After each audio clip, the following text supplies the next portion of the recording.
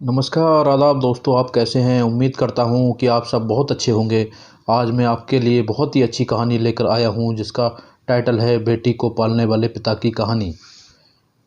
कहानी को शुरू करने से पहले आप लोगों से मेरी गुजारिश है कि मेरे यूट्यूब चैनल को आप लाइक करें, शेयर करें, कमेंट्स करें और सब्सक्राइब करना ना भूलें। तो अब चलो कहानी को स्टार्ट करते हैं। उस वक्त मेरी बेटी सो रही थी और मैं शोर मचाकर उसे परेशान नहीं करना चाहता था। मैं बहुत घबराया हुआ था। मेरे बार बार जोर देने पर भी उसने दरवाज़ा नहीं खोला। मैं सोच रहा था कि क्या मैंने कुछ गलत किया। मेरी पत्नी का फ़ोन लगातार बज रहा था और वो उसे उठा नहीं रही थी। जब मैं उसका फ़ोन उठाने गया तो उसने मेरे हाथों से फ़ोन छीन लिया और बाथरूम में चली गई। उसने दरवाज़ा अंदर से बंद कर लिया। घबराहट में मैंने दरवाज़ा तोड़ा और उसके हाथों से फ़ोन छीनकर देखने लगा। मुझे बड़ी हैरानी हुई कि उसने एक नंबर पर मैसेज भेजा था। इसी नंबर से उसे कुछ मिस कॉल भी आई थी। मैसेज में लिखा था, मेरा फ़ोन मत उठाना, अभी मेरा फ़ोन मेरे भाई के पास है। ये मैसेज पढ़ने के बाद मैं डर सा गया और मैंने उसे कुछ नहीं कहा, क्योंकि मुझे लगा कि कहीं वो दोबारा बाथरूम में खुद को बंद ना कर दे या खुद को कोई नुकसान ना पहुंचा दे। अगली सुबह मेरे दो दोस्त घर आए और उससे बात करने लगे। मेरी पत्नी इन दोनों दोस्तों को अच्छे से जानती थी, क्योंकि वे अक्सर हमारे झगड़े सुलझाने हमारे घर आते रहते थे। मेरे दोनों दोस्त मेरी पत्नी को समझा रहे थे कि वो मेरे साथ ही रहे, हमारे बच्चे के बारे में सोचे। उसके अलग हो जाने से हमारा परिवार ख़त्म हो जाएगा, लेकिन इस बार तो जैसे उसने अपना आखिरी फैसला कर ही लिया था। उसने साफ शब्दों में कहा कि अब उसके लिए यह ज़िंदगी जीना मुमकिन नहीं है।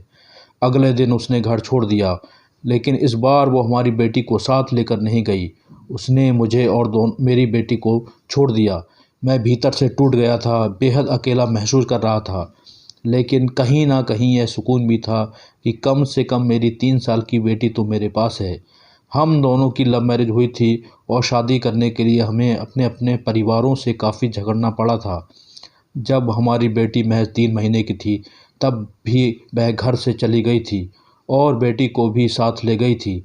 लेकिन उस वक्त एक दोस्त के समझाने पर वह लौट आई थी। लेकिन इस बार वो मुझे और मेरी बेटी दोनों को छोड़ गई और कुछ दिन बाद लौट के आया तो वह था तलाक का कागज़। कोर्ट में सुनवाई के दौरान उसने साफ कह दिया कि बेटी की देखभाल उसका पिता यानी मैं ज़्यादा बेहतर तरीके से कर सकता हूँ। मैं और मेरे माता पिता इस बात से खुश थे कि मेरी बेटी मेरे पास ही रहेगी।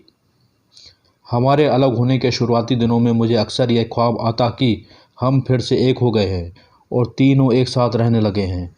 कभी कभी मुझे डर लगता कि कहीं किसी दिन वो लौट आए और मुझसे मेरी बेटी को न छीन ले।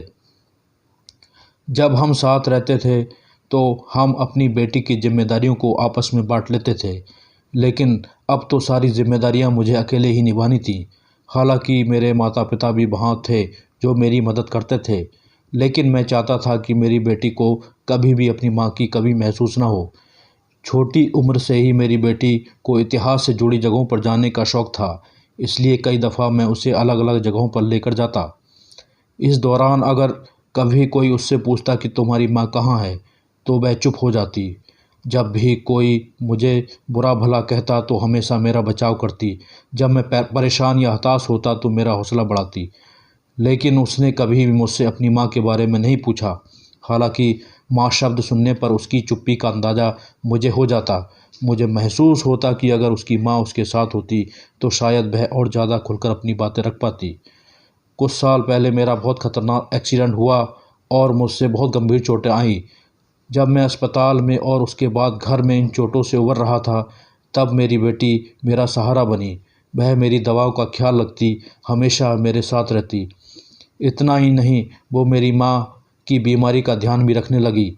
मेरी माँ को डायबिटीज़ की बीमारी है, तो वह उन्हें डॉक्टर के बताए अनुसार इंसुलिन की डोज देती। मुझे कई लोगों ने दूसरी शादी करने की सलाह दी, लेकिन मेरे लिए अपनी पत्नी को भुला पाना, उसके साथ तलाक को भुला पाना आसान नहीं था। आखिर हमारी लव मैरिज हुई थी। अब मेरी बेटी 13 साल की हो गई है और मेरे माता पिता चाहते हैं कि अब वो मेरे साथ बाहर ज़्यादा घूमने ना जाए, क्योंकि अगर घूमने के दौरान उसे माहवारी हो गई तो शायद मैं उसे संभाल नहीं पाऊँगा। लेकिन इसके लिए भी तैयार हूँ। अगर उससे माहवारी शुरू होती है तो मैं उसे इसके बारे में समझाऊंगा और बताऊंगा कि यह चीज़ लड़कियों के साथ महीने में कुछ दिनों के लिए होती है।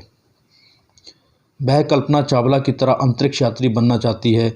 वह पढ़ाई में बहुत अच्छी है। मेरी दूसरी शादी न करने के पीछे एक वजह यह भी है क्योंकि मुझे डर लगता है कि अगर दूसरी शादी कर ली तो मैं शायद अपनी बेटी को उतना वक्त नहीं दे पाऊंगा जितना अभी दे रहा हूँ। हालांकि मैं इतना भी जानता हूँ कि अगर मैं दूसरी शादी के लिए तैयार हुआ तो मेरी बेटी मुझे बिल्कुल नहीं रोकेगी और ना ही वो इसमें कोई अड़चन पैदा करेगी। वैसे सच बताऊं तो दूसरी शादी को लेकर मेरे मन में यही डर है कि अगर मेरे और मेरी बेटी के बीच में एक दूसरी औरत आ गई तो कहीं हमारे बीच गलतफहमियां तो नहीं बढ़ जाएंगी। अगर वो दूसरी महिला मेरी बेटी को बहुत सामान्य तरीके से भी कुछ कहेगी तो शायद मुझे वो बुरा लगेगा, जिससे मेरी दूसरी शादी भी खतरे में पड़ जाएगी और मैं दूसरी बार उस डर से गुजरना नहीं चाहता। यही वजह है कि मैं दूसरी शादी ही नहीं करना चाहता।